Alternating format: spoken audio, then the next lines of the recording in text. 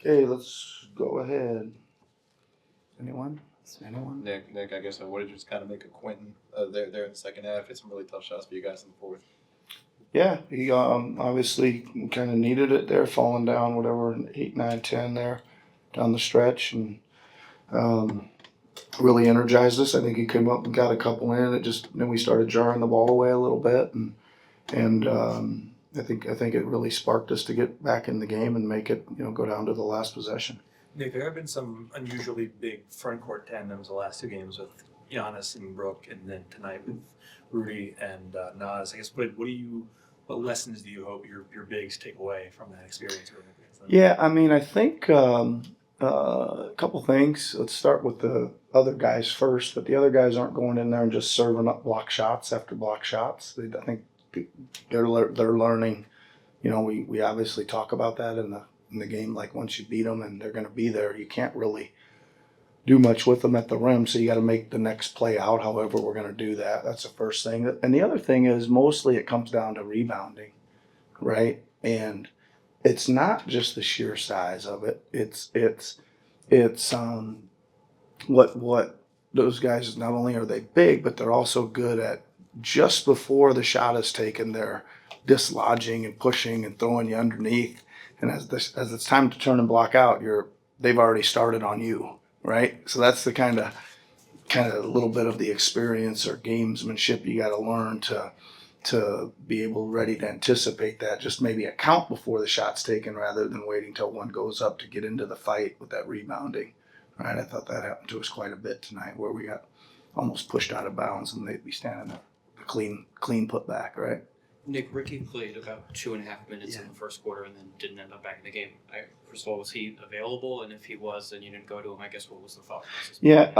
So we made a quick early sub because Justin went out, and then Justin was back, and I kind of wanted to I could have done it right there before he got the couple minutes, but then I just wanted to get Justin back in the game, and then. Then I just think it came down to some other guys playing very well when they got their chances. Bagley played very well, I thought. Lonnie was playing well. Q was playing well. Jared was playing well. Hood Shafino was playing well. And I just didn't feel like I just wanted, three of those guys on the floor, and just was a little bit of a funky night for Ricky. Speaking of Justin, I mean, is there an update on him? Yeah, so he's been dealing with some rib issues, right? He got hit again. I think this is the third time now. 2 games ago, 1 game ago, tonight. They are checking him out some more. Hopefully it's going to be okay, but they need a pretty good check on him here because he was not allowed to. I mean, he came back, but then he was taken out, I believe, at halftime. Yabu's obviously given you guys so much this year, minutes-wise, production-wise. Just sort of looking down the line, like just what would constitute a strong end of the season for him, just in your mind? Yeah, just kind of what he's doing now. Like again, he's playing hard. I think he's got the right kind of attitude to kind of lead and help the guys that are playing now. I think he makes some tough plays. He seems to find himself in the right place for some, transition or drives or whatever. Gives us a pretty good pick and pop option. I know he didn't hit any tonight, but it's still part of moving the offense to the next action. And he's very good at that as well. So just kind of that spirit, that fight that he played with tonight, finish out the last 4. You talked a lot about Marcus's hustle before the game. It seems like he has really good timing for putbacks. Yes. What goes in besides hustle? Just what goes into that? Yeah, I always think that you're right. He's got a little bit of a knack for it, right? But again, I always say that how many offensive rebounds did he end up with? 3, 4? 3. Ended up with 3. Felt like a lot more than that. They were all putbacks, I think. Maybe that's why. But if you're gonna get 3 or 4, you probably got to go 18 to 20 times. And I think he's just a consistent. He just consistently makes that effort to go, and then every now and then he breaks through and the ball bounces the right way. And again, if you're going, you're gonna get some to bounce your way. I thought he did a good job. Even 3 he got officially. He's close to about another 6. Colin was the same. Just going in there and making that matters too. Like if you can make their defensive rebounding more difficult, it helps your transition game, right? They're just not snapping it and rolling right out of it. They're fighting and they're like, they secured it and they slow down, hand it off or whatever. So that effort, even when you don't get them, is a small thing that has some pretty good results. Yeah. Just overall with this group, like, have there been some things that you've been able to like just put together that have just clicked, that have allowed you to push these two opponents the last couple of years?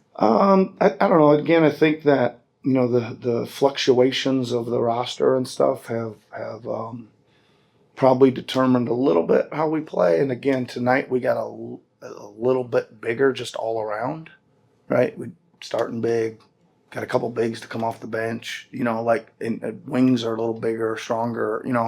Again, I think this group played really well on that southern road trip. But again, we had kind of 6'8" Okiki in there. We had 6'8" Brissett in there, and it just gives us some more options to like not just get bullied. You know what I mean? Just like pushed out. Just a little bit more height across the board. I think gives us a chance to stand in there and guard, stand in and contest shots, stand in there and rebound. I think that's probably it. Yeah. Can you just talk about the effort tonight?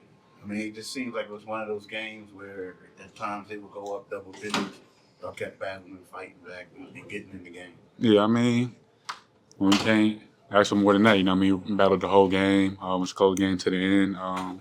And hit a super tough shot to put them up 5, I believe it was. So, I mean, you can't ask for much more than that on the effort side of the game. You only took 2 shots in the first half, I think, and then obviously did all that in the second half. What changed for you as the game went along? I just know how to come on the second half, be more aggressive. I feel like in the first half, it was loading up pretty heavily on my drive, and I was trying to make the right play. Had a couple boneheaded turnovers. So I just tried to be in the second half, come out with the mindset, just be in attack mode, and just try to do whatever I can to help the team win at that point.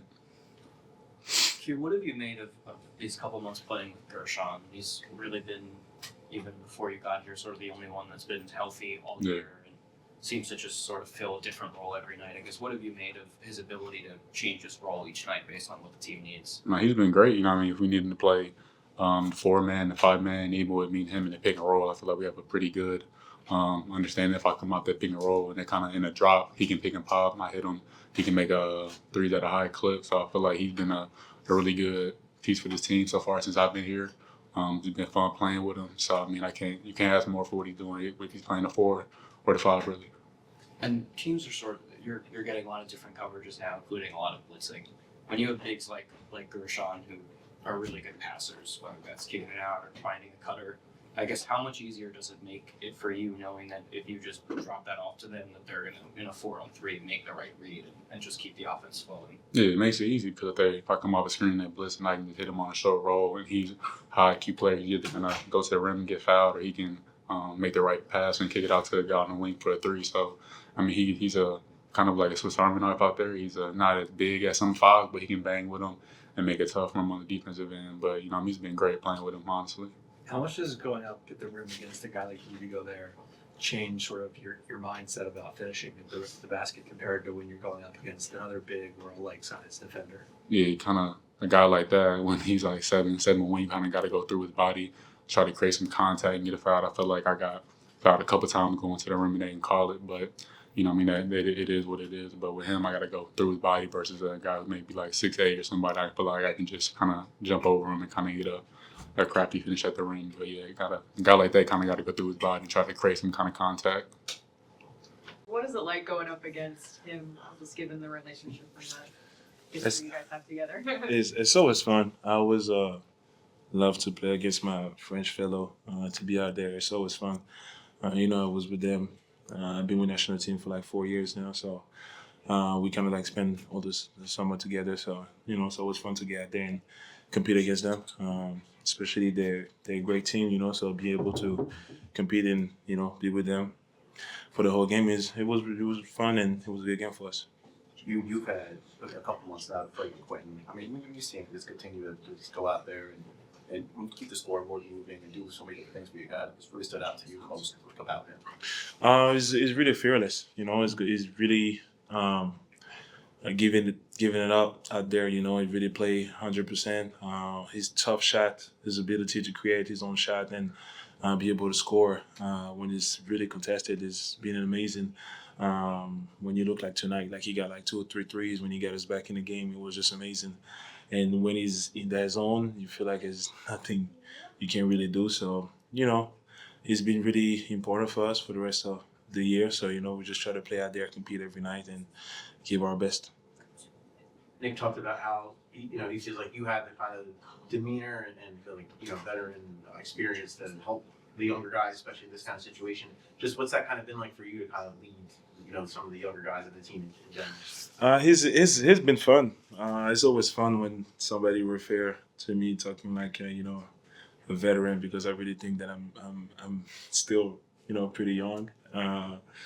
But I'm just trying to help the guys out there. Try to be vocal. Give them confidence. Try to encourage everybody to play that game, to feel comfortable. To just compete. At the end of the day, even though the season's not going to our way, we'll still have players that got a lot to prove and a lot to gain from this experience. So I'm just trying to push them out there and make sure everybody understand what we try to do, and try to compete like a game like tonight. Piggybacking off that, what have you seen from Marcus Bagley so far? It's been so active. He goes to every rebound. His quality to just get putbacks and stuff like that for us has been amazing. It's just try to be vocal, try to read. It's been pretty important for us too. You've obviously proven a lot this season yourself. Just over these last 4 games, like what is an ideal finish for you? Like what will make you feel satisfied and happy with just finishing out the season? I feel it's a good question. I just feel like competing in general. When I go out there, I'm really not worried about the stats, about what's going on. I'm just worried about giving everything that I can on the court. Make sure everybody's happy. And like when we gotta lose like tonight, at least we play hard. At least we tried and we give ourselves a chance. So for me, it was just finish the season healthy. And keep doing what we're doing. Just be positive. Are you fighting through that heat a little bit? It looked like there were a couple times where maybe it Yeah, bothered you a little bit. so I got hit in the knee again. It was on a rebound.